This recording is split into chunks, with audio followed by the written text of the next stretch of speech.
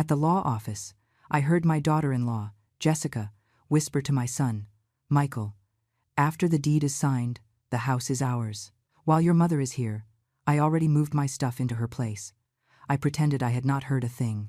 My hands remained calm on the mahogany table, my face serene, as if nothing had happened. But inside, every word Jessica said resonated in my head like a clap of thunder. She was there, to my left, wearing that wine-colored dress that fit her a little too tightly, looking at Mr. Henderson, the attorney, with a triumphant smile she could barely hide. My son Michael, sitting to my right, kept his gaze lowered, like a child who knows he is doing something wrong but lacks the courage to stop it. Mr. Henderson adjusted his glasses, took the document in his hands, and looked me directly in the eyes. "Mrs. Margaret, are you completely sure and in agreement with this transfer of property?" The silence that followed was so thick you could cut it with a knife. Jessica stopped breathing for a second, her smile freezing on her red lips. Michael swallowed audibly. The others present in the office, 2 legal assistants and a witness I did not know, looked at us with curiosity. Everyone was waiting for my answer. I took a breath slowly, very slowly, and when I opened my mouth, what came out made Jessica and Michael turn pale as a sheet.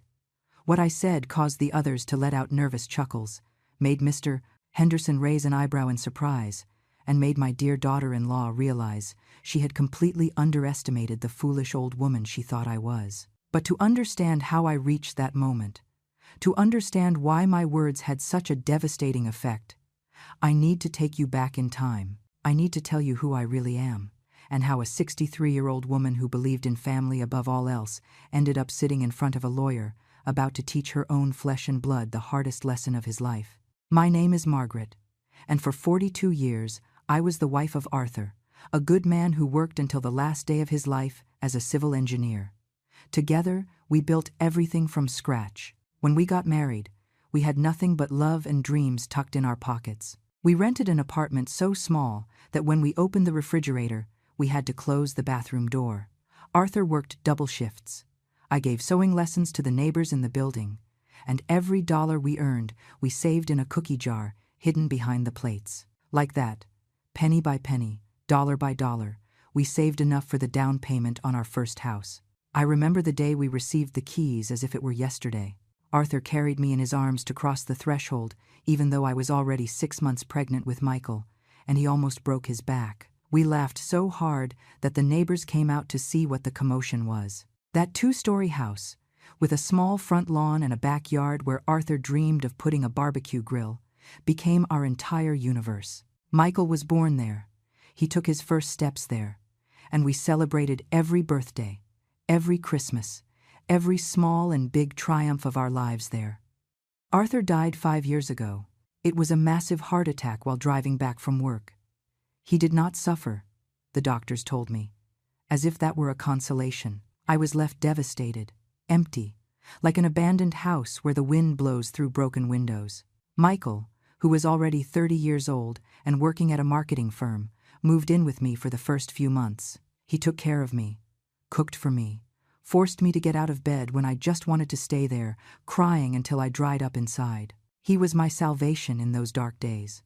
Little by little, I learned to live with the pain. I learned to eat breakfast alone without crying, to watch the news without waiting for Arthur to comment on it, to sleep in that huge bed without reaching out looking for his warmth. My neighbor and friend Barbara, a woman my age with a sense of humor that could wake the dead, became my constant company. We went to the grocery store together, drank coffee in the afternoons, and complained about our creaking knees and the young people walking glued to their phones without looking where they were going. The house remained my refuge, my most precious treasure. Every corner held memories of Arthur. Every piece of furniture had a story. We chose the cream-colored sofa in the living room together after arguing for an hour at the store. We bought the dining table at a flea market, and Arthur restored it with his own hands. The mirror in the hallway was a wedding gift that survived 3 moves. That house was not just bricks and cement. It was my entire life turned into walls. Michael came to visit me twice a week. He always brought something: flowers, donuts, some dessert he knew I liked. We talked about everything: his job, his plans, how much he missed his father. I saw him and felt that I still had a purpose in this world. I was still his mother. I was still needed.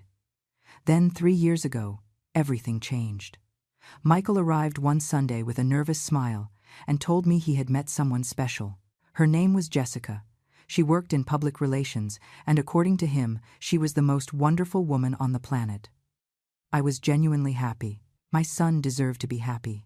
He deserved to have someone who loved him the way Arthur loved me. I told him to bring her home, that I wanted to meet her. The first time I saw Jessica, something in my stomach turned. I do not know if it was a mother's instinct or simply the intuition of an old woman who has seen a lot of life, but there was something in her eyes I did not like. She arrived dressed in an ivory power suit, sky-high heels that echoed on the hardwood floor, and a smile that was too perfect, too practiced. She hugged me with exaggerated enthusiasm, as if we were lifelong friends. "Oh, Mrs. Margaret, what a charming house. It has so much potential." Potential. That word hung in the air like an annoying fly. I smiled and offered her coffee. All afternoon, Jessica was polite, well-mannered, saying all the right things. But while Michael washed the dishes in the kitchen, she walked around the living room touching everything, looking at every detail with the eyes of an appraiser, as if she were calculating how much each object was worth. When Michael announced they were getting married, I tried to feel happy for him. I really tried. He showed me the ring he had bought Jessica, a huge diamond that must have cost him several months of salary, and spoke to me about their wedding plans. I nodded, smiled, said the appropriate things a mother should say. But deep down, that uncomfortable feeling in my stomach did not disappear. Barbara told me it was normal to feel jealous when a son gets married, that all mothers go through that. But it was not jealousy. It was something deeper, more visceral. It was like watching your son walk toward a cliff and not being able to do anything to stop him. The wedding was a spectacular event. Jessica took charge of every detail, from the invitations with gold lettering to the 5-tier cake decorated with edible flowers. I offered to help financially, but she rejected my offer with a little laugh that sounded condescending. "Don't worry, Mrs. Margaret. We will take care of everything. You just enjoy the day." I felt like a guest at my own son's wedding. During the ceremony, while I watched them exchange vows, I prayed silently that I was wrong about Jessica.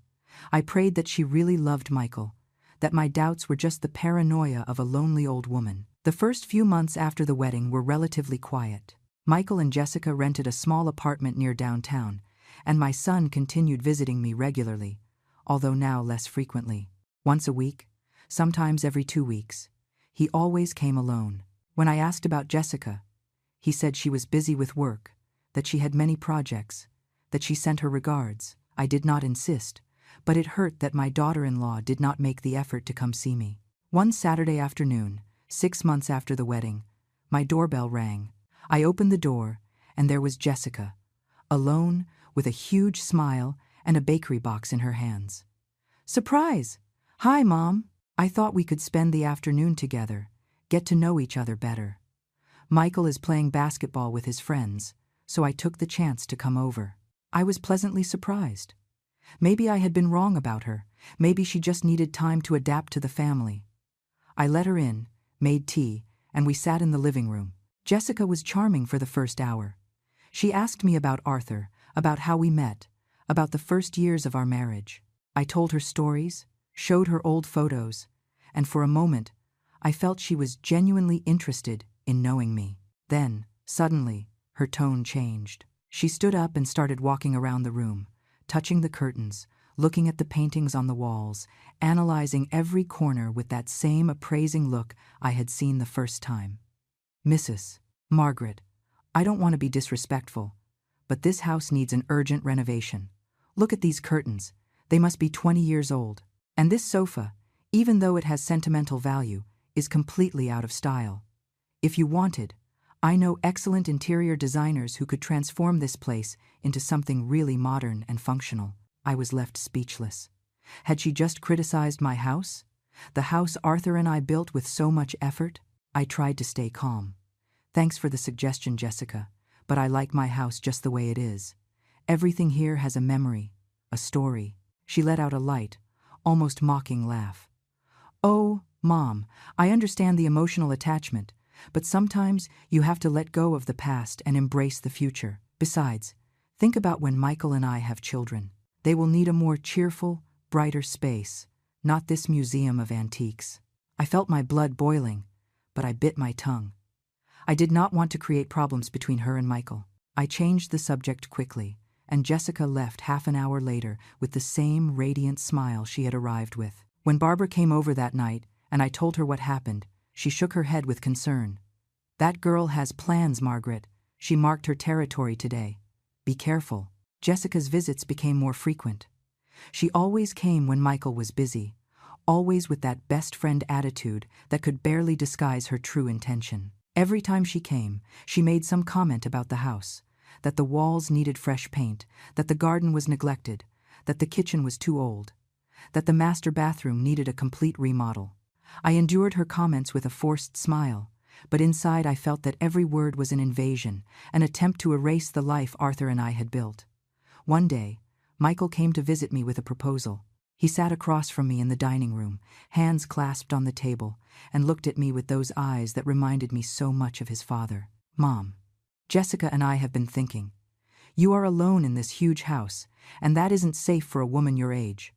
What would happen if you fell and there was no one to help you? What would happen if a burglar broke in? We thought that maybe it would be a good idea for us to move in here with you. That way, you would have company, be protected, and we would save on the apartment rent." My heart shrank.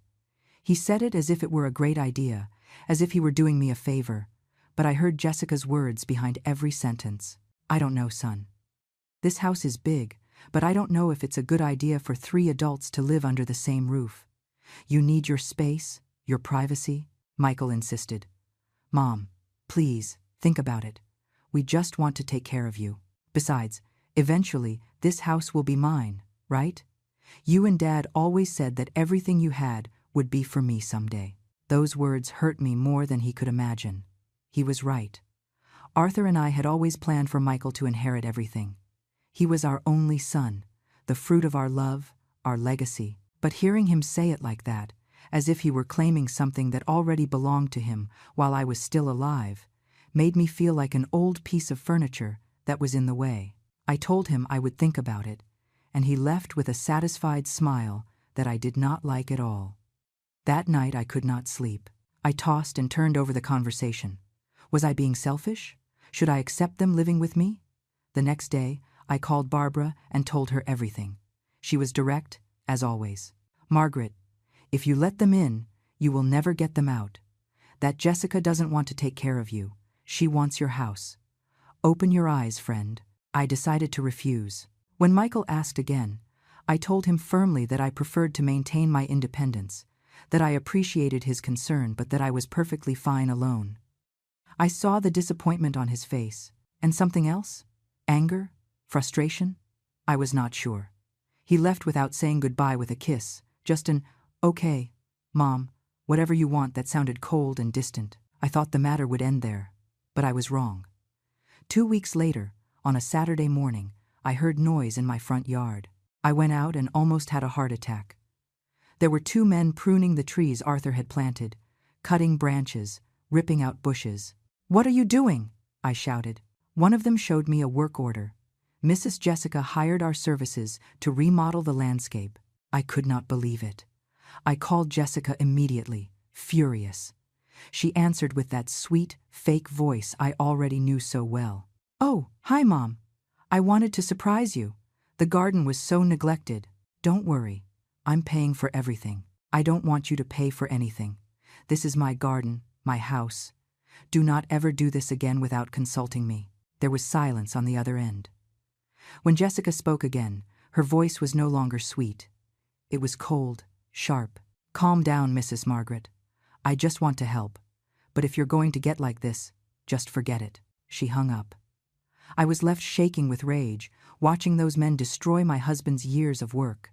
I called Michael, but he defended Jessica. "Mom, she just wanted to help you. Why do you react like that? You're exaggerating." Those words broke my heart. My son was blind, completely manipulated by that woman. After the garden incident, I established a clear rule. I told Michael that Jessica was no longer welcome in my house unless he was present. My son got upset, accused me of being unfair to his wife, of not giving her a chance. We had our first serious fight since he was a teenager. We shouted things we did not mean, and he left slamming the door, making the walls shake. We did not speak for 3 weeks. They were the 3 longest and most painful weeks of my life. Every time the phone rang, I ran hoping it was him, but it never was. Barbara accompanied me every afternoon, trying to distract me, but I felt miserable. I had lost my husband, and now I was losing my son because of that woman. One night, while I was crying in bed hugging a photo of Michael as a child, the phone rang. It was him. "Mom, forgive me. I don't want to fight with you. You're the only thing I have left of Dad. Can we talk?" That conversation gave me hope. I thought he was finally seeing the truth about Jessica. We met the next day at a coffee shop, neutral ground, far from the house. Michael looked tired, with deep circles under his eyes. He took my hands and looked at me with those pleading eyes he used as a child when he wanted something. "Mom, I know you and Jessica have had friction, but she really appreciates you.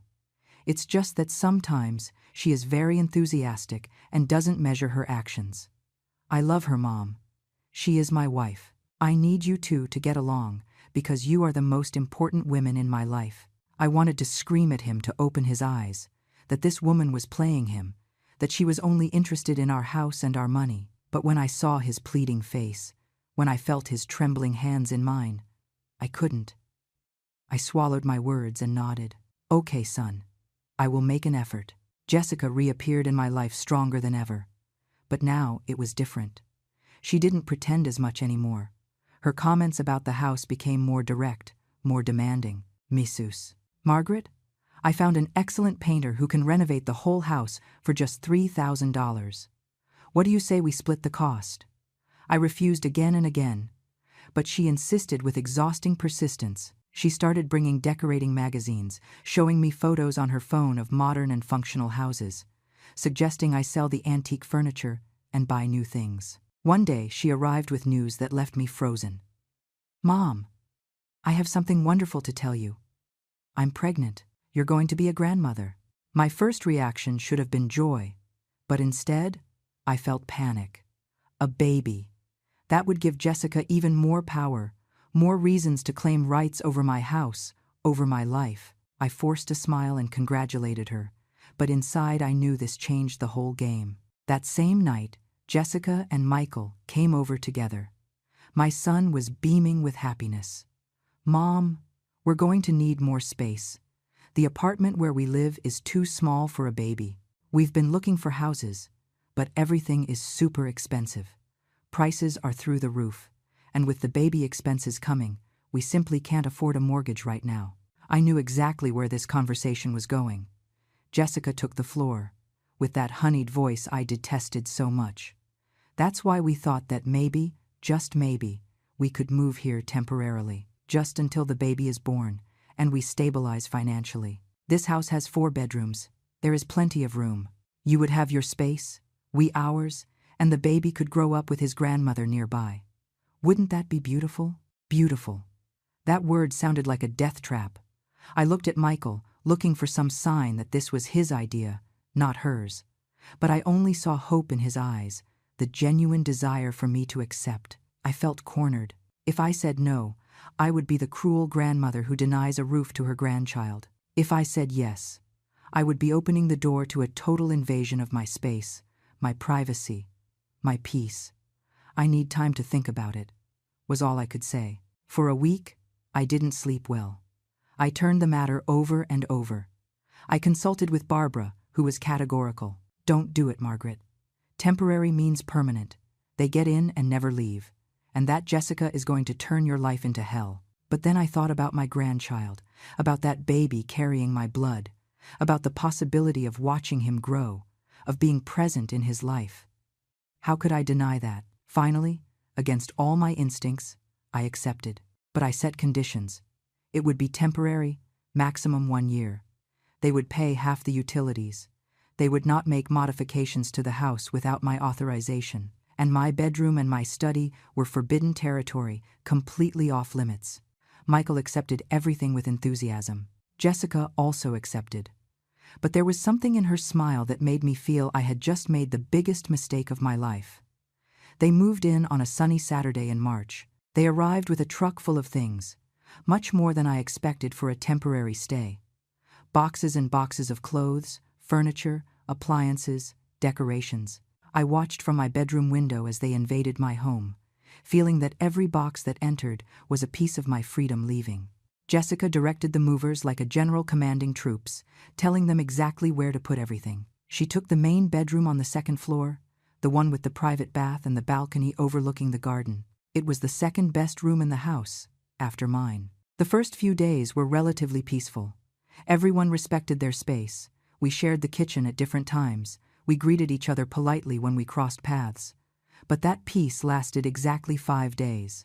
On the 6th day, I went down to breakfast and found the living room completely reorganized. Jessica had moved all the furniture, changed the paintings around, and put up new sand-colored curtains she bought without asking me. "Good morning, Mom. Do you like it?" I wanted to give this space a fresher look. Those old curtains were so faded. I took a deep breath, remembering my promise to keep the peace. "Jessica, we agreed you wouldn't make changes without consulting me first." She put on a face of offended innocence. "Oh, I just changed some curtains. I didn't think it was a big deal. Besides, this looks much better, doesn't it? More modern." Michael appeared at that moment, yawning, in pajamas. He looked at the living room and smiled. "Looks good, babe. Good job." He didn't even ask for my opinion. It was at that moment I understood that my son was no longer on my side. Jessica had conquered him completely. The following weeks were a progressive descent into chaos. Jessica started taking over more and more spaces. She reorganized the entire kitchen, throwing away my old spice racks and replacing them with modern glass jars. She changed the towels in the master bath for gray ones she considered more elegant. She replaced the plants in the hallway with artificial ones that required no maintenance. Every change was small, apparently insignificant, but added all together. My house no longer felt like my house. It felt like Jessica's decorating project. I protested, but I always met the same response. "Mom, don't be so attached to material things. Change is good. Besides, think about the baby. Everything has to be perfect for when he arrives." The baby had become her shield, her justification for every invasion. And Michael backed her on everything.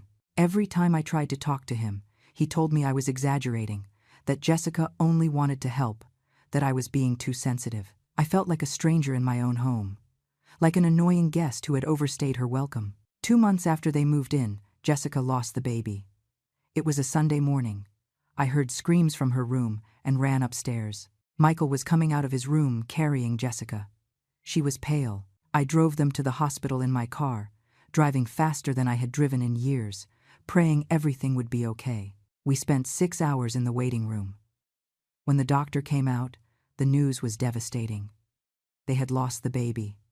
A miscarriage. Something that happens in the first trimester more often than people think. It was nobody's fault. Just one of those tragedies life throws at you without warning. I saw my son break in front of my eyes. Michael cried like I hadn't seen him cry since his father's death. I hugged him, tried to console him, but there was a pain in his eyes that words couldn't reach. Jessica was hospitalized for 2 days. When we returned home, I hoped that maybe this terrible event would make them reconsider, that they would understand it was time to find their own space, to heal as a couple in their own privacy. I was wrong. Jessica used the tragedy as an anchor. She settled into the house more firmly than ever, now under the mantle of grief that no one could question.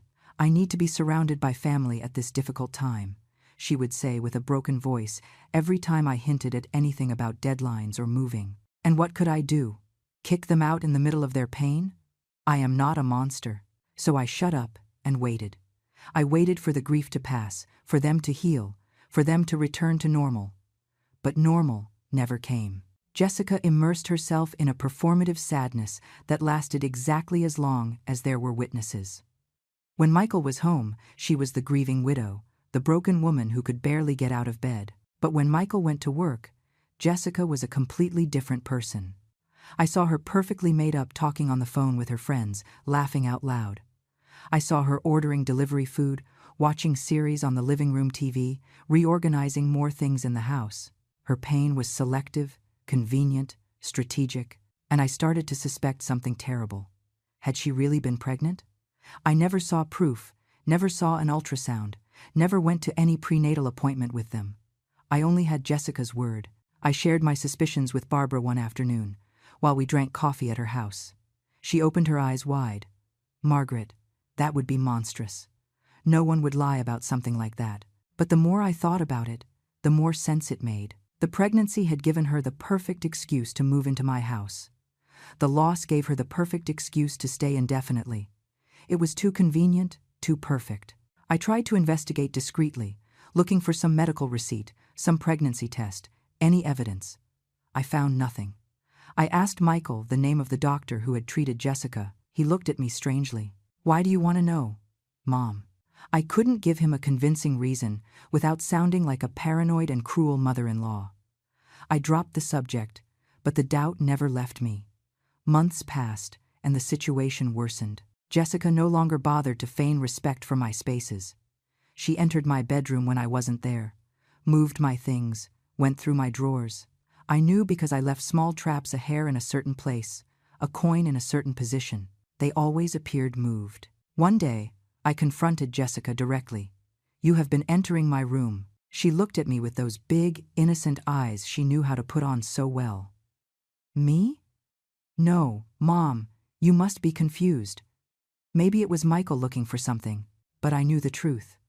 I installed a deadbolt on my door, one I could lock from the inside and outside. When Jessica saw it, her mask slipped for a second. I saw pure fury in her look, but she quickly hid it with a nervous laugh. "Wow, Mrs. Margaret, now you don't trust us? How sad." That night, Michael confronted me. "Mom, Jessica is very hurt. Putting a lock is like saying you don't trust us. We live under the same roof. We're supposed to be family." I explained that I only wanted privacy, that it was my right to have a space completely mine. But I saw the disappointment on his face. Jessica had poisoned him against me, drop by drop, comment by comment. Now I was the villain, the suspicious and bitter mother-in-law making coexistence difficult. The tension in the house became unbearable. Jessica and I barely spoke. When we coincided in the kitchen, the silence was so thick it could suffocate you. Michael worked more and more hours, avoiding being at home, escaping the Cold War unfolding between his wife and his mother. One afternoon, while Jessica was at the beauty salon, Barbara came to visit me. We sat in my bedroom, the only safe zone in the house, and I cried on her shoulder. "I can't take it anymore. Barbara, this woman is pushing me out of my own house. And my son sees nothing. He is completely blind." My friend stroked my hair, like one does with a sad child. "Margaret, you need to protect yourself. Legally, financially, emotionally. That girl has plans, and you are in the way of those plans." Her words resonated with me for days. She was right. I needed to protect myself. But how? Jessica had already conquered most of my house, already had my son on her side, already built a narrative where I was the bad guy. One day, while organizing old papers in my study, I found something that made me think. It was the will Arthur and I had made together, 15 years ago. In it, everything was left to Michael, the house, the savings, everything. It was a simple document, made when Michael was just a young man, and we never imagined Arthur would die first, let alone that our son would marry someone like Jessica. That night, I couldn't sleep. An idea began to form in my head. A crazy, risky, but necessary idea. If Jessica wanted my house so much, if she was willing to lie, manipulate, and destroy our family relationship for it, then I needed to move my pieces too. I wasn't going to be a passive victim. I wasn't going to let them kick me out of the home I built with my own hands and the sweat of my dead husband. The next day, I called Barbara and asked her to recommend a lawyer. "A lawyer? What for?" she asked, surprised. "For war," I replied. And I meant it. Barbara gave me the contact of her nephew, a young but brilliant lawyer named Jason. I contacted him and scheduled an appointment for the following week, at his office, far from any possibility of Jessica or Michael finding out. During that week, I acted normally. I cooked, cleaned, watched TV, pretended everything was fine. But inside, my mind was working a mile a minute, planning, calculating, preparing for what was to come. The day of the appointment with Jason arrived. I told Jessica I was going to the doctor, a routine checkup. She barely looked up from her phone. "Have a good time, Mom." I took the bus downtown, something I hadn't done in months. I felt like a spy in my own life, hiding secrets, moving in the shadows. Jason's office was small but professional. He received me with a warm smile and offered me coffee. He was a man of about 35, with glasses and a presence that inspired confidence. I told him the whole story. From the beginning, since Jessica appeared in our lives, to the current situation. I omitted nothing. The alleged pregnancy, the constant invasions, the manipulation of Michael, everything. Jason listened attentively, taking notes. When I finished, he remained thoughtful for several seconds. Jason left his pen on the desk and looked me directly in the eyes with a seriousness that made me straighten my back. "Mrs. Margaret, I understand your situation perfectly. I have seen similar cases, more than you imagine. Daughters-in-law, sons-in-law, even children who manipulate their elderly parents to keep their properties. It is more common than we think. Legally, you are in a vulnerable position." His words fell on me like a bucket of cold water. Vulnerable? But it's my house. It's in my name. "Exactly," Jason said. "It is in your name now. But if something happened to you, or if in a moment of weakness you signed some document without reading it well, Jessica could end up with everything. Furthermore, the fact that they live in the house already gives them certain occupancy rights. If you wanted to kick them out right now, you would need a legal eviction process that could take months, maybe a year. And during that time, coexistence would be absolutely unsustainable." I felt dizzy. "So, what can I do? Do I have to resign myself to losing my house?" Jason shook his head. "No, Mrs. Margaret. You have options. Several, in fact. But you need to act with intelligence, not emotion. Let me explain." During the next hour, Jason presented different scenarios. I could make a new will, very specific, establishing conditions for Michael to inherit. I could create a trust where I maintained control until my death. I could sell the house and move somewhere else, although that option broke my heart. Or I could do something more radical, something that would put an end to this situation once and for all. "There is an option that some of my clients have used in extreme cases," Jason said, lowering his voice a little as if we were sharing a dangerous secret.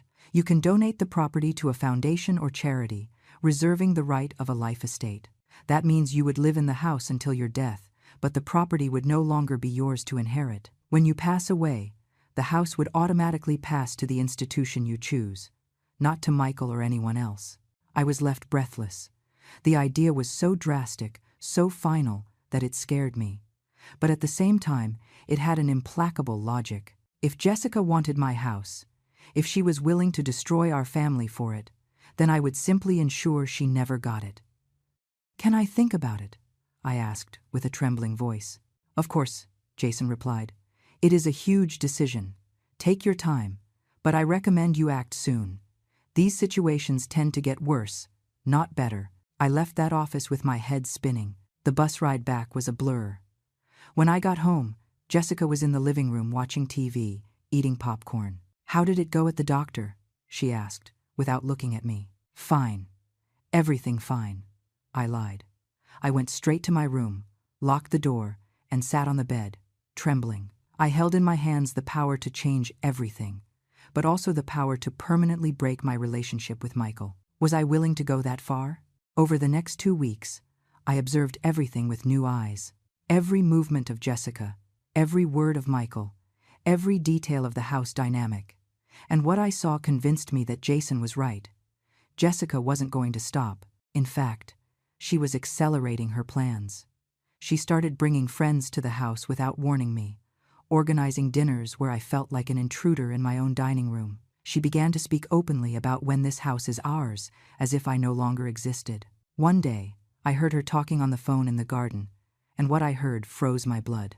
"Don't worry, Mom. Soon this house will be completely ours. The old lady isn't going to last forever, and Michael is an only child. We've already done most of the work. It's just a matter of time." I felt like I couldn't breathe. I went to my room before she saw me, locked myself in, and cried. I cried for my son, for the family we had been, for everything I was losing. But when the tears dried, only a cold, hard certainty remained. Jessica saw me as a temporary obstacle. She was waiting for me to die to keep everything. I wasn't going to give her that pleasure. The next day I called Jason. I want to do it. I want to donate the house with a life estate deed. What do I need? I could hear the surprise in his voice, but also the respect. Very well, Mrs. Margaret.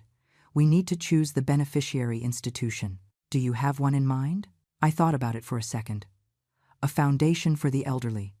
One that helps people my age who are alone, who need support, who might be going through the same thing as me. Jason knew the perfect foundation. A serious, well-established organization that provided housing and care to elderly people without resources. It was perfect. We prepared all the documents in secret. Every time Jessica thought I was going to the doctor or to have coffee with Barbara, I was at Jason's office, signing papers, reviewing clauses, making sure everything was perfect. The process took 3 weeks. During that time, I maintained an almost supernatural calm at home. I smiled, nodded, let Jessica do whatever she wanted. She interpreted my passivity as surrender, as acceptance of my defeat. She had no idea of the bomb that was about to explode. But there was a problem. For the donation to be ironclad and avoid future legal challenges, Jason recommended we do the final signing with a formal notary present, and he suggested having Michael there as the direct heir who was being excluded. Jason explained that legally, it wasn't strictly necessary for him to be there to validate my signature, but it was ethically correct and would prevent future claims that I was coerced or not of sound mind. Michael had a right to know he was being disinherited. The question was how to get him to come without raising suspicions. Then I came up with a plan. I told Michael I had decided to transfer the house to him while I was alive as an early inheritance gift. Son, I've been thinking. Your father and I always wanted this house to be yours. Why wait until I die? I want to see you enjoy it now. I want to have the peace of mind that it is in your hands. I saw the surprise on his face, followed immediately by something that hurt me to recognize. Greed. Pure greed. Really, Mom? You would do that? His excitement was almost childish. Yes, son. I have spoken with an attorney. We have an appointment next Tuesday at 10 in the morning. I just need you to come sign the papers. Michael hugged me with a strength I hadn't felt in years. Thank you, Mom. Thank you. This means everything to us. To us. Not to him. To them. To Jessica. That night, I heard celebrations in their room. Laughter, soft music, glasses clinking. Jessica was euphoric. She had won. Or so she thought. Monday night, the day before the appointment, I could barely sleep. I mentally reviewed every detail of the plan. Jason had assured me everything was in order, that the documents were impeccable, that the foundation was already informed and in agreement. But still, I was afraid. Afraid of Michael's reaction, afraid of losing him forever, afraid of making an irreparable mistake. But then I remembered Jessica's words on the phone. I remembered every humiliation, every invasion, every manipulation, and the fear transformed into determination. Tuesday dawned with a gray sky threatening rain. I dressed with care. I chose a pearl-colored suit that Arthur had given me for our 30th anniversary. I applied light makeup. I combed my hair with care. I wanted to look dignified, strong, in control. I went down to breakfast and found Jessica already ready, dressed in a black power suit that gave her an executive air. She was carrying a folder in her hands. "Good morning, Mom. What a special day. I'm so excited." I smiled without saying anything. Michael appeared minutes later, also dressed formally. He looked happy, relaxed, completely oblivious to what was about to happen. We went, the three of us, in my car to the law office. The trip was tense for me, but Jessica wouldn't stop talking. When the house is officially ours, the first thing we'll do is completely remodel the kitchen. Those cabinets are horrible. And then the master bathroom needs a modern tub, one of those with jets. Every word was a stab, but I maintained my composure. Michael listened to her, smiling, nodding at every plan she exposed. Plans for my house, plans that would never come true. We arrived at the office at 10 o'clock sharp. Mr. Henderson, the attorney acting as the notary, received us in his office, a room with shelves full of legal books and diplomas on the walls. He indicated for us to take a seat. I sat in the center, Michael to my right, Jessica to my left. There were 2 legal assistants present as witnesses, and an older man I didn't know who turned out to be the representative of the foundation. Mr. Henderson opened a thick folder on his desk and took out several documents. Jessica leaned forward, eager, eyes shining with anticipation. Michael had his hands clasped on the table, nervous but happy. I kept a neutral expression, although inside my heart was beating like a war drum. Mr. Henderson began with the usual formalities, verifying our identities, confirming that we were all present of our own free will, explaining that this was a legal act that would be permanently recorded. Jessica couldn't sit still. She shifted in her chair every 2 seconds, smoothed her hair, checked her makeup in a small mirror. She was savoring her victory ahead of time. Then, just as the attorney was about to read the document, Jessica leaned toward Michael and whispered something to him. But it wasn't a whisper as low as she thought. Or maybe she did it on purpose, with that arrogance that comes from the certainty of having won. Her words reached my ears with perfect clarity, every syllable like a hammer hitting metal. After the deed is signed, the house is ours. While your mother is here, I already moved my stuff into her place. Time stopped. I felt every muscle in my body tense up. Jessica had been moving her belongings into my house while I was here, at the office. She had probably hired people to move boxes, furniture, clothes. She was taking total, immediate possession, without even waiting for the ink to dry on the document. The audacity, the nerve, the absolute lack of respect was so monumental it almost made me laugh. Almost. Instead, I lowered my gaze to my hands and focused on breathing. In, out, in, out. I couldn't react yet. I had to wait for the exact moment. Jessica let out a stifled giggle, as if she had just shared a private joke with Michael. My son. My only son. The baby I carried in my womb. The boy I taught to walk. The young man I supported in every decision. Simply nodded his head. He didn't say anything. He didn't reprimand her. He didn't look at me seeking my reaction. He just nodded, complicit in that betrayal so brutal it cut deeper than any knife. Mr. Henderson cleared his throat and began to read the document. His voice was monotone, professional, reciting legal terms that filled the air of the office. Jessica wasn't paying attention to the specific words. She was just waiting for the moment to sign. Michael listened with more attention, but he also didn't seem to really process what was being said. I, on the other hand, knew every word of that document. I had read and reread it dozens of times with Jason. I knew exactly what it said, and I knew exactly what the reaction would be when everyone present understood its real content. The attorney reached the crucial part. By means of this present document, Mrs. Margaret donates inter vivos the property located at, and he read my full address. Jessica smiled even more broadly. But Mr. Henderson continued, to the Street Arthur Foundation for the Elderly, reserving the right of an exclusive and non-transferable life estate of said property. There was silence. A silence so deep I could hear the hum of the fluorescent lamp on the ceiling. Jessica blinked several times, as if she were processing words in a foreign language. Michael straightened in his chair. Wait, my son said, with a confused voice. Foundation? I thought Mom was transferring the house to me. Mr. Henderson looked at him over his glasses. No, Mr. Michael. This document clearly establishes that the property will be donated to the charitable foundation mentioned. Mrs.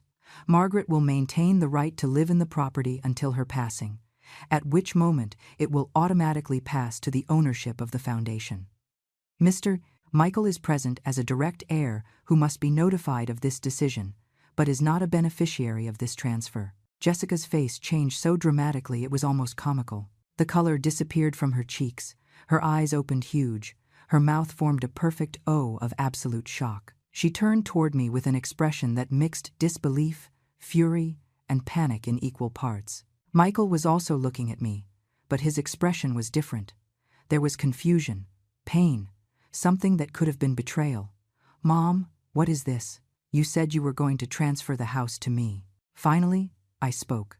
My voice came out calm, cold, totally in control. I said I was going to resolve the matter of the house, son. And that is exactly what I am doing. Jessica stood up so abruptly her chair almost fell backward. This is insane. She can't do this. Michael is her son, her only son. That house belongs to him by right. Mr. Henderson raised a hand. Ma'am, please take a seat. Mrs. Margaret has every legal right to dispose of her property as she sees fit. There is no legal obligation to inherit to children while alive. Jessica let herself fall into the chair, but her face was red with contained rage. Michael kept looking at me as if he didn't know me. Why, Mom? Why would you do this? Now came my moment. The moment I had mentally rehearsed 100 times. I turned to look him directly in the eyes. Those eyes that were so similar to Arthur's, because a few minutes ago I heard your wife whisper to you that after the signing, the house would be yours. That while I was here, she had already moved her stuff into my house. Not our house. My house, the house your father and I built with our sweat and sacrifice. Jessica opened her mouth to protest, but I raised my hand. I haven't finished. During the last few months, I have endured invasion after invasion of my space, of my privacy, of my peace. I have seen how you reorganized my home without my permission, how you changed everything your father and I chose together, how you treated me like a nuisance in my own house. I heard you on the phone telling your mother that I wasn't going to last forever, and that soon the house would be completely yours. Jessica turned pale now, aware that she had been discovered. I never. You misunderstood, she tried to say, but her voice trembled. I didn't misunderstand anything, I continued. I know exactly what you are, Jessica. I know you never cared about my son. You only cared about what you could get from him, from me, from this family. And the saddest thing of all is that Michael was so blinded by you that he couldn't see the truth even if he had it in front of his eyes. My son had tears in his eyes now. Mom, I never wanted you to feel that way. If I had known, if you had known what, Michael? If you had known I felt like a stranger in my own house, that every day was a battle to keep a piece of my own dignity? I told you. Many times, but you always chose to believe her instead of me. You always told me I was exaggerating, that I was being difficult, that Jessica only wanted to help. Mr. Henderson, who had witnessed many family dramas in his career, intervened gently. Mrs. Margaret, do you wish to proceed with the signing? I turned toward him and nodded firmly. Yes, I wish to proceed. Jessica stood up again. No, this can't be happening. Michael, say something, do something. You can't let her do this. My son remained seated, motionless, processing everything he had just heard. I saw the exact moment reality hit him, the moment the pieces of the puzzle fit together in his mind. He looked at me with an expression I will never forget. There was pain, yes, but also recognition. The recognition of the truth he had been denying for so long. Mom, he said finally, with a hoarse voice, did you really hear Jessica say those things on the phone? About that you weren't going to last forever? I nodded slowly. I was in the garden. She was talking to her mother. She said exactly that. She said it was just a matter of time, that you were an only child, and soon the house would be completely yours. I heard it with my own ears, Michael, and it wasn't the first time I heard something like that. Her attitudes, everything pointing to the same thing. For your wife, I am a temporary obstacle between her and what she considers belongs to her. Jessica shook her head frantically. That's not true. You're twisting everything. I never said that in that way. If I spoke to my mother, it was just speculating about the natural future of things, not wishing for your death. My God, what a horrible accusation. But her voice sounded hollow, false even to her own ears. Michael knew her well enough to detect when she was lying, only before he had chosen not to see it. Now he had no choice. And what about the pregnancy? I asked suddenly, surprising myself with my own boldness. Were you really pregnant, Jessica? Or was that also part of your plan to move into my house and stay there? The silence that followed was absolute. Even the hum of the air conditioning seemed to have stopped. Jessica looked at me with huge eyes, and for a second I saw real fear in them. How dare you? I lost a baby. I went through a horrible trauma and now you accuse me of... I didn't see any proof, I interrupted her. No ultrasound, no medical report, no evidence, only your word. And forgive me for saying this, Jessica, but your word has proven to be worth very little. Michael stood up abruptly. Mom, that is too much. Jessica lost our baby. I was there. I took her to the hospital. Did you see anything? I asked, looking directly at him. Did you see medical proof? Did you talk to the doctor? Or did you just take her to the hospital because she said she was bleeding and you assumed it was true? The expression on Michael's face gave me my answer. He hadn't seen anything. He had believed blindly. Jessica recoiled as if I had hit her physically. You are a cruel witch. A bitter old woman who can't stand seeing her son happy. I invented a pregnancy? Really? And the bleeding? I invented that too? I don't know what you invented and what you didn't, I replied with icy calm. I only know it is very convenient that this supposed pregnancy appeared exactly when you needed an excuse to move into my house, and that the supposed loss appeared exactly when you needed an excuse to stay indefinitely. Mr. Henderson intervened again. Folks, I understand there are complex family issues here, but I need us to focus on the legal procedure that brings us here. You can have these other discussions in private. He was right. This was deviating from the central point. You are right, Mr. Henderson. Let's proceed. The attorney took out 3 copies of the document.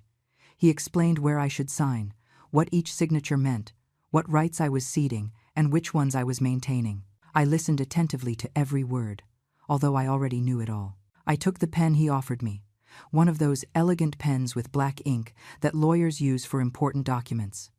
My hand did not tremble. It was steady, sure. I signed in every indicated place, with my full and legible name.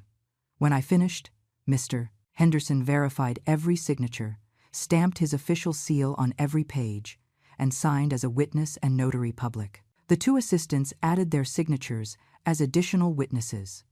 The representative of the foundation signed, accepting the donation on behalf of the organization. Everything was fast, efficient, professional. In less than 10 minutes, the destiny of my house had been sealed irrevocably. It was no longer mine to inherit. It was mine to live in. But when I died, it would benefit people who really needed it, not a manipulative woman who only saw bricks and dollars where she should have seen family. It is done, Mr. Henderson announced, putting the copies in separate envelopes. Mrs. Margaret, this is your copy. Mr. Representative, this is for the foundation, and this copy will remain in the office archives. He handed me my envelope and I took it with both hands, feeling the weight of what I had just done. Jessica was sitting again, but now with her head in her hands, breathing agitatedly. Michael remained standing, looking out the office window, shoulders slumped. That's it? My son asked, without turning to look at me. That is it, the attorney confirmed. The transfer is legal and binding. Mrs. Margaret maintains the right of life estate, which means she can live in the property until her passing. No one can evict her or take that right away. When she passes, the property will automatically transfer to the Street Arthur Foundation for the elderly. Jessica raised her head slowly. Her eyes were red, but I didn't see tears. I only saw pure, concentrated, boiling rage. You have left us with nothing. After everything we have done for you, taking care of you, living with you, enduring your mood swings and constant complaints, you pay us like this. Everything you have done for me, I repeated, almost laughing at the absurdity of the statement. Jessica, the only thing you have done is invade me, manipulate me, and try to push me out of my own house. Don't come to me with that story that you were taking care of me. The only thing you were taking care of was your investment, making sure the property was in good condition for when I finally died and you could keep it. Mrs. Margaret, said the representative of the foundation, a man of about 70 with a warm voice, on behalf of the Street Arthur Foundation, I want to thank you deeply for your generosity. Your donation will help dozens of elderly people who are homeless or in vulnerable situations.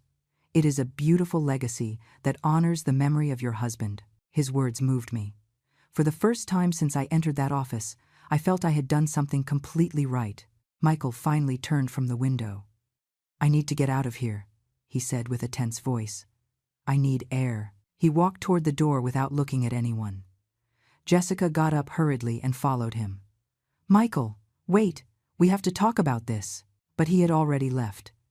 I heard his footsteps walking away down the hall. Jessica threw me one last look of pure hatred before leaving, running after him. The attorney, his assistants, the representative of the foundation, and I were left in an awkward silence. I remained seated in that chair for several minutes after Jessica and Michael left, feeling the adrenaline that had kept my body in tension beginning to dissipate. My hands started to tremble slightly, and a wave of exhaustion hit me like a giant wave. The representative of the foundation, whose name I learned was Arthur, just like my late husband, approached and put a gentle hand on my shoulder. "Are you okay, Mrs. Margaret? That was very intense." I nodded, though I wasn't sure I was okay. I had won the battle, but the emotional cost was devastating. "I did the right thing, didn't I?" I asked, needing external confirmation, needing someone to tell me I wasn't a monster for disinheriting my only son. Representative Arthur smiled with sadness. "Ma'am, I have worked with the foundation for 15 years. I have seen all kinds of families, all kinds of situations, and I can tell you with absolute certainty that you protected your dignity and your right to live in peace in your own home. That is never wrong." His words gave me a small but real comfort. Mr. Henderson offered me a glass of water, which I accepted gratefully. My lips were dry, my throat raspy from all the contained tension. I left the office 20 minutes later, with the envelope containing my copy of the document pressed against my chest as if it were treasure. The sky was still gray, but now it was beginning to drizzle slightly. I didn't see Michael or Jessica anywhere. They had probably left immediately. Maybe home, maybe somewhere else to process what had just happened. I took a taxi back, feeling I didn't have the energy to face the bus. During the ride, I looked out the window watching the city pass by, wondering what awaited me when I got home. The answer arrived as soon as I walked through the door. The house was in total chaos. Boxes everywhere, furniture moved. The dining room turned into a temporary warehouse for Jessica's belongings. She had been serious when she said she had moved her stuff while we were at the office. She had hired someone, probably an express moving company, and they had moved half a house worth of items. I saw clothes piled on the sofa, new appliances still in their boxes, paintings wrapped in bubble wrap leaning against the walls. It was a full-scale invasion, the definitive takeover Jessica had planned to execute immediately after I signed the papers she thought would give her the house. I stood in the middle of the living room, looking at the disaster, feeling a mixture of renewed rage and something that might have been dark satisfaction. Because all this, all these boxes, all this arrogant presumption, now meant nothing. Jessica would have to take everything back. There was no house to take. There was no victory to celebrate. There was only a 63-year-old woman who had just protected the only thing she had left of a life built with love. I went up to my room, locked the door, and let myself fall onto the bed. For the first time in months, I cried. I cried for Arthur, who wasn't here to help me navigate this nightmare.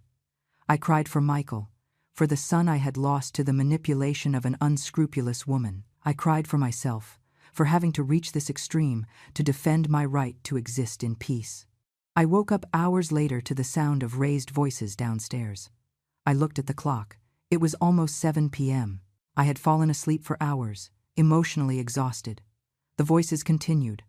I recognized Michael's and Jessica's, arguing heatedly. I got up, washed my face, fixed my hair, and went down the stairs slowly. They were in the living room, surrounded by all those boxes Jessica had brought with such confidence. My son had a red face, pointing at the boxes with furious gestures. Jessica was crying, but something in her tears seemed calculated to me, performative, like everything she did. "You told him the house would be ours after the signing. You moved all your stuff here without even waiting. What were you thinking?" Michael was shouting. "I was thinking about our future, about ensuring we had a home." Jessica responded between sobs. "This isn't our house. It never was. It belongs to my mother, and I was an idiot not to see it." I stopped on the stairs, observing them. Michael ran his hands through his hair, a gesture he had done since he was a child when he was frustrated. "And the pregnancy thing. Jessica, I need you to be honest with me. Were you really pregnant?" The silence that followed was deafening. Jessica stopped crying abruptly. Her eyes moved rapidly as if she were calculating which answer suited her best. That moment of hesitation was her condemnation. If she had really been pregnant, if she had really lost a baby, the answer would have been immediate, indignant, furious. But it wasn't. It was calculated. "I can't believe you're asking me that," she said finally, with a trembling voice. "I went through a horrible trauma, and now you accuse me too."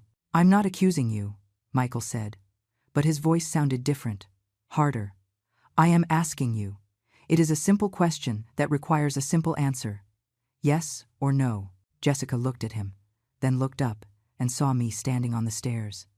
Our eyes met, and in hers, I saw pure hatred, but also something else. Defeat. She knew she had lost Michael. She knew the spell was broken. "I was pregnant," she said finally, but her voice lacked conviction. "I don't believe you," Michael said simply. Those 3 words fell like a final sentence. Jessica turned toward him with wide eyes. "What did you say?" "I said I don't believe you. My mother is right. Everything was too convenient. The pregnancy just when we needed to move. The loss just when we needed to stay. Your constant insistence on changing the house, on taking control of everything. The whispers about the house being ours. Moving your things here today while we were at the office. Everything fits perfectly into a pattern, Jessica. A pattern of manipulation I was too blind to see." Jessica tried to approach him, but Michael backed away. "Don't touch me. I need space. I need to think." "Michael, please, baby. You're letting your mother fill your head with lies. She always hated me, since day one. She never gave me a real chance." "I gave you every chance," I said from the stairs, descending slowly. "I welcomed you into my house. I accepted you into my family. I allowed you to live here when it was supposedly temporary, and you took it all, as if you deserved it, as if I were an annoying obstacle on your path to what you wanted." Jessica turned to me with poison in her eyes. "This is your fault. You have destroyed my marriage. You have poisoned Michael against me." I didn't correct her. "You destroyed your marriage when you decided greed was more important than love, when you decided a house was worth more than a genuine relationship with your husband and his family." Michael walked to the window, turning his back on both of us. His shoulders rose and fell with deep breaths.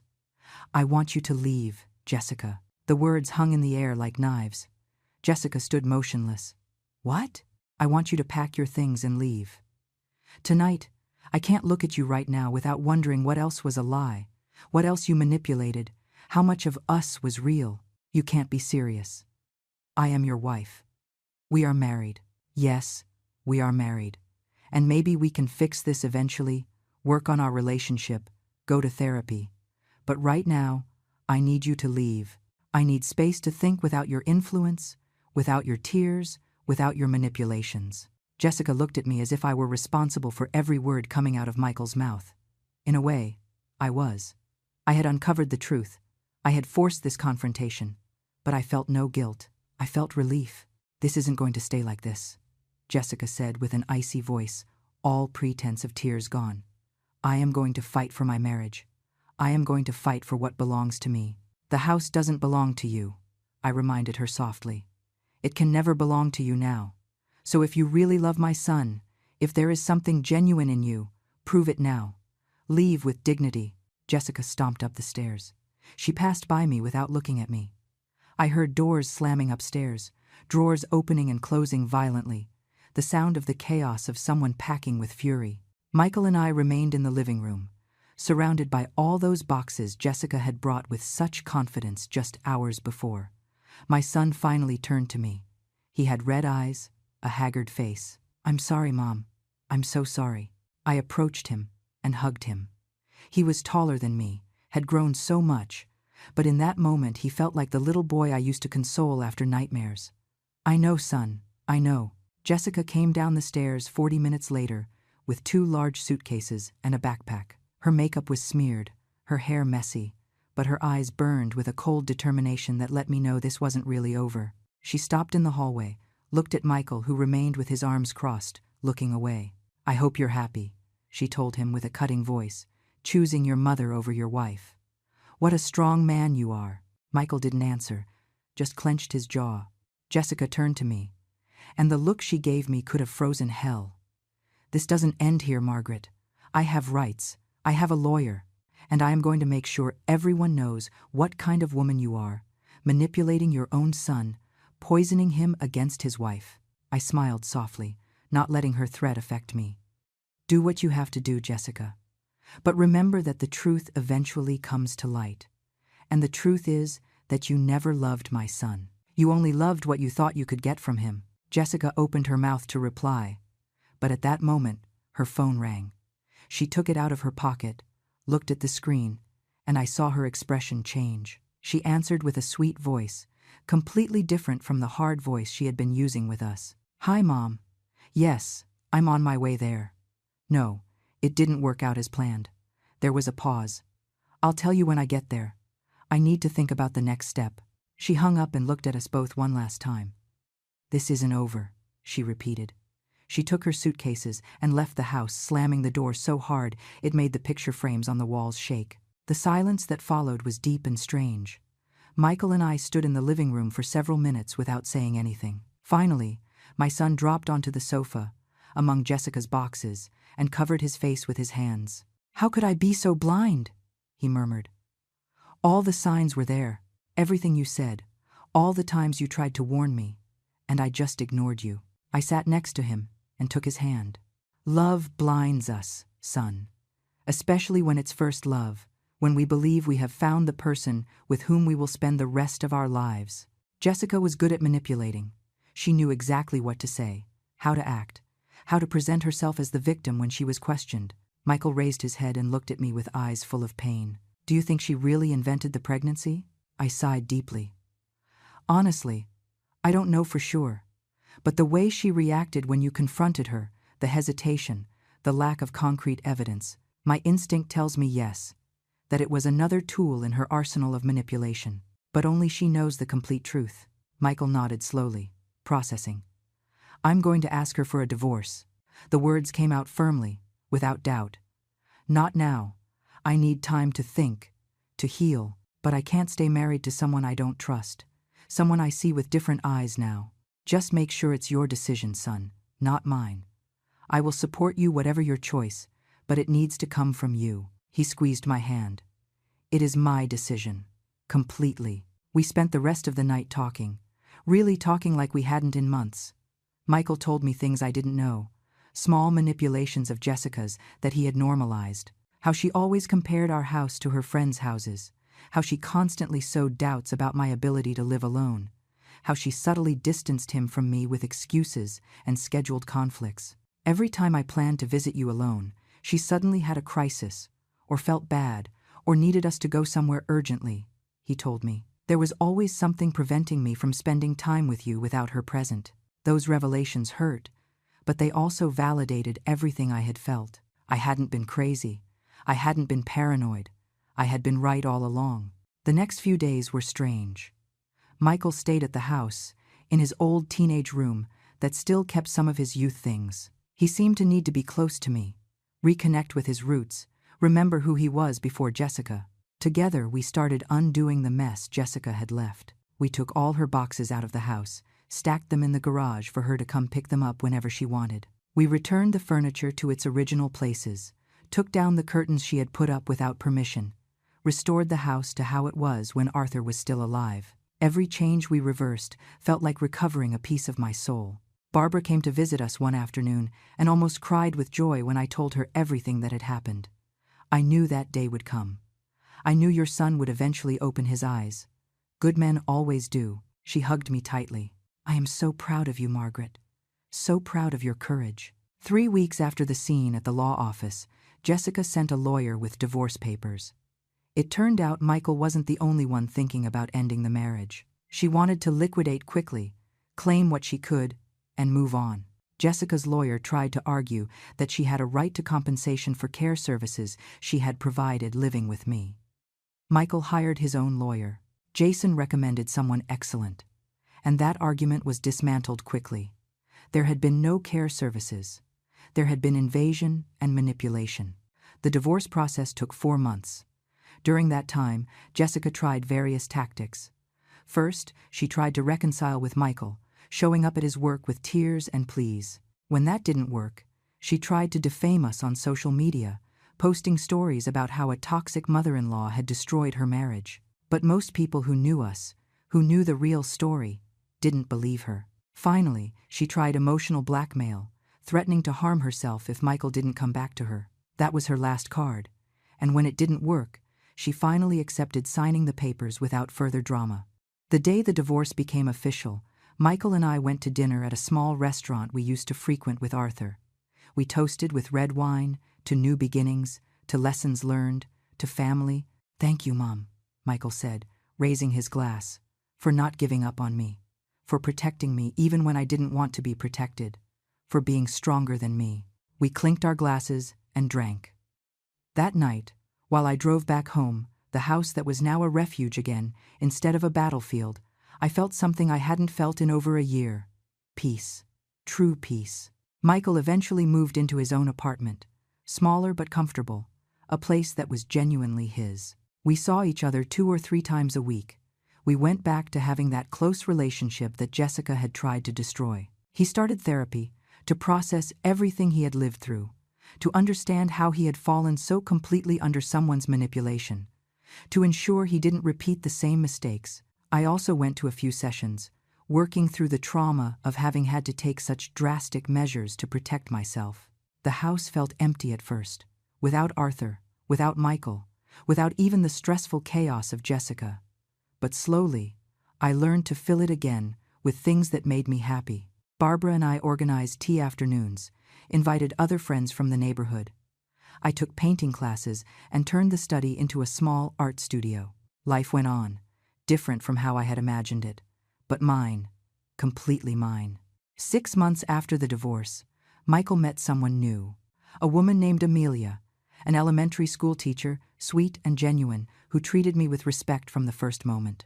The first time she came to dinner at the house, she brought me flowers and asked me about Arthur, listening genuinely while I shared stories of our marriage. After they left that night, I called Barbara crying, but this time they were tears of joy. "She's good, Barbara. She's really good." And Michael looks at her differently.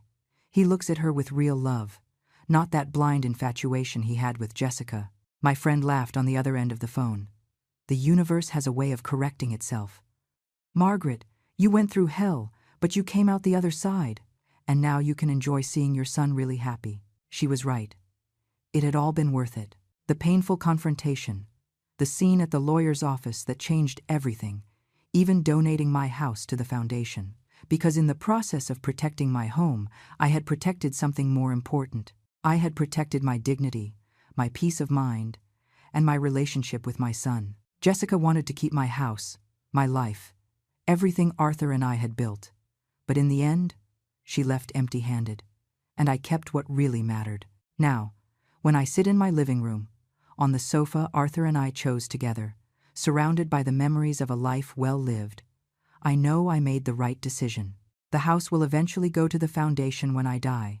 It will help people who need it continue to be a home full of love and care instead of greed and manipulation. And until that day, it is completely mine. No one can take it from me. No one can kick me out. No one can make me feel like an intruder in the place that belongs to me. I learned that sometimes the greatest love you can show is setting firm boundaries. That protecting yourself isn't selfishness, it's survival. That true family is demonstrated with actions, not with empty words. And that it is never, never too late to defend yourself, no matter how old you are or how complicated the situation is. Because at the end of the day, your peace is worth more than any property, any inheritance, any social expectation of how you should behave. Jessica thought she had won when I heard her whisper at the law office. She thought her plan was perfect, that I was just a foolish old woman easy to manipulate. But she completely underestimated this foolish old woman. And when Mr. Henderson asked me if I agreed with the transfer, my answer not only made those present laugh and left my son and daughter-in-law pale, it changed the course of our lives forever. Because sometimes the best revenge isn't hatred, it's dignity. It's keeping your power when others try to take it from you. It's reminding everyone, including yourself, that you are still the owner of your own story. And this is mine. This is my story. And it has a happy ending after all.